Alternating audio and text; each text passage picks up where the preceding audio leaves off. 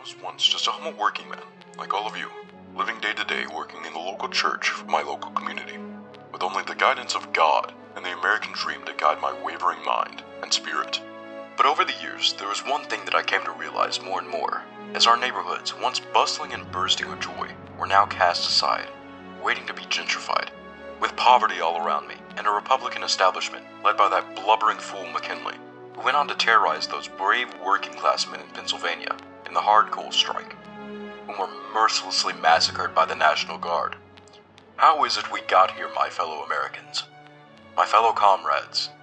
Greed is the word, my comrades. The greed of the Wall Street goons who did not even blink as they looted the coffers of this great nation. They wanted to send our men to die in Europe for an imperialist war. And when their dreams were dashed by Comrade Debs, they lobbied for the Democrats to usurp the masses. How is this something we can accept and tolerate? Have they no shame in the harm they've done to the working man in this country? As millions starved on the streets in the Depression, all they felt was a drop in their bank accounts, not facing the consequence for their rampant stock manipulations. But there is much more that is running amok in this world that we cherish, my comrades. Our European brethren find themselves under oppressive regimes. In France, the workers demand for a government by and for the people. Russia is mired by civil strife as comrades pit themselves against the German-backed dictator, Kolchak, in what seems to be deliberate perpetuation by the Hunnic savages who after the Great War have only consolidated their capitalist transgressions against not only their own people, but the people of Africa, dominated and subjugated by the white man, seeing himself superior to all others, as someone dare say to civilize these people, when they themselves commit acts of savagery that would be seen as hedonistic to most, if not all sound persons of their constituents.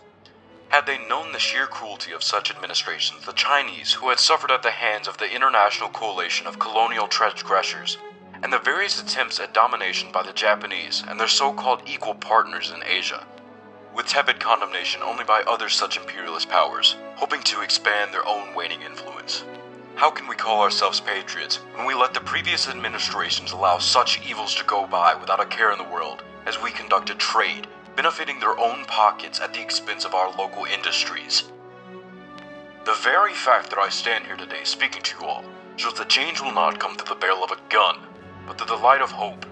For God has bestowed upon us the gift to speak, to sound our frustrations, and you have all done that, and rejected the Republican dogs who have stole from you, with the Democrats merely taking their place as the piggy's mouthpiece. This victory for the working class must be made clear to all that dare to defy the solidarity of the working man. And I, Norman Thomas, intend to represent you all in the Oval Office. God bless America. Down with imperialism and thus to tyrants, for the beacon of liberty is ever enduring.